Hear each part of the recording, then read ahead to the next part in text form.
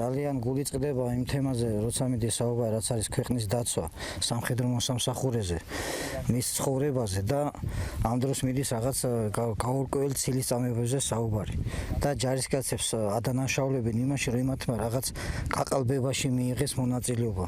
რატო არასოდეს არ ყოფილა ასეთი მცდელობა? გინდაც ეხლათ იგივე არჩევნები, ბოლო არჩევნები რაც იყო საგარეჯო, რაზეც არის ატეხილი, გინდაც წინა პერიოდში, იმის წინა პერიოდში, რომ ჯარს ქონდა დავალება, რომ ხმა უნდა მიეცა კონკრეტულად ერთი პოლიტიკური ძალისთვის? არ სიცით მე არ ვიცი წინა არჩევნებზე რა ხდებოდა. მე შემიძლია თამამად ვთქვა დღევანდელ არჩევნებში რა ხდებოდა.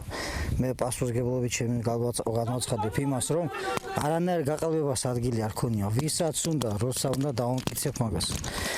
ზოგი პარლამენტარი აცხადებს, რომ რაღაც საბუთები გააჩნია, თვითონ როგორ გაყალბდა. ეს გოგი თოფაძე ამბობს. კი, ეგ არის ტყუილი, მეტი არაფერი რა. სულის კვეთების მოკლა არის მეტი არაფერი ჯარისკაცისთვის. რენჯერთა ბატალიონი საქართველოს შეიარაღებულ ძალებში ითვლება ელიტურ ქვედანაყოფად.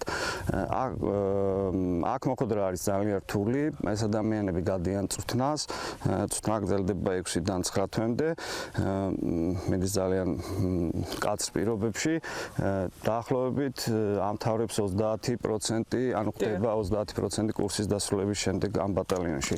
ასე რომ ამ ადამიანებისთვის პოლიტიკური რაღაც განცხადებები, რაღაც მითითებების მიცემა და ასე შემდეგ ფაქტიურად შეუძლებელი არის.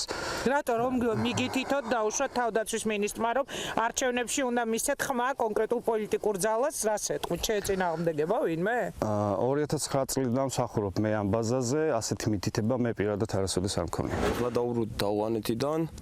ჩვენთვის პირველ რიგში ჩვენი ქვეყანა, ჩვენი ჯარია. ჩვენ პოლიტიკაში არ ვერევით, პოლიტიკურ განცხადებებს არ ვაკეთებთ, იქიდან გამომდინარე, რომ ჩვენ გვაინტერესებს ჩვენი ქვეყანა, ჩვენი ჯარი და ჩვენი ქვეყნის უსაფრთხოება. როგორც ჯარისკაცები შრომობთ, მაქსიმუმს ვაკეთებთ იმისთვის, რომ მივაღწიოთ იმას, რომ ჩვენი ქვეყანა იყოს დაცული.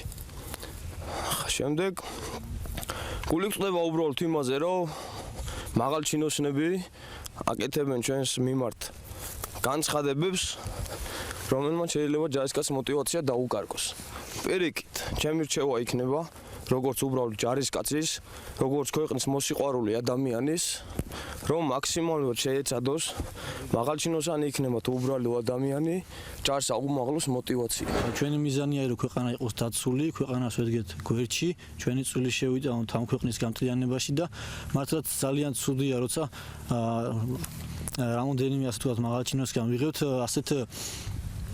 ისეთ შეფასებას, რომელსაც ნამდვილად არ ვიმსახურებთ. ჯარისკაცი აკეთებს იმ თავის საქმეს, რაც ევალება და არ არის საინტერესო და ის რაღაც ხვაზები ჩვენ არ ველევით პოლიტიკაში და არანაირ სხვა იმას. ჩვენი საქმე გვაქვს, ვაკეთებთ ჩვენ საქმეს.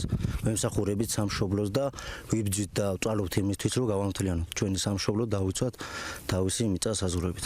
უბრალოდ ესეთი რაღაცა, რომ მაღალჩინოსნებისგან როგორც ბიჭებმა თქვეს და ჩვენც მოვისმინეთ, ჩვენ იყურით, რომ არ არის ლამაზი და ეს უბრალოდ მოტივაცია გვჭირდება ჩვენ მეტი იმის, რომ მეტი გავაკეთოთ. კი გავაკეთებთ ჩვენსაც, მაგრამ ცოტა გვჭირდება ესეთი რაღაცა, რომ რაღაცა ის იყოს ჩვენთვის რა, ბიჭი ასე ვიტყვი, რომ ცხრები არ ვარ ჩვენ და ჩვენი გასაკეთებელი გავაკეთეთ. ავღანეთშიც ვიყავით, პირნათლად შევასრულეთ ჩვენი ვალი და როცა ქვეყანაში ბრუნდები, შენს ქვეყანაში, ჩემი აზრით, ყველაზე მეტი სიამაყე იქ ხდება და იქ უნდა იყოს ყველაზე მეტი ამაყე. მიუხედავად იმისა, პოლიტიკოსები რა ნეგატიურ განცხადებებსაც არ უნდა აკეთებდნენ, ჩვენ მოტივაციაზე ეს აბსოლუტურად არ მოქმედებს. შემიძლია დაგარწმუნოთ, პირიქით, ჩვენ ვაკეთებთ ჩვენ საქმეს, უფრო ვემსახურებით ქვეყანას, სადღაც არასასიამოვნოა ჩვენთვის ეს განცხადებები რა.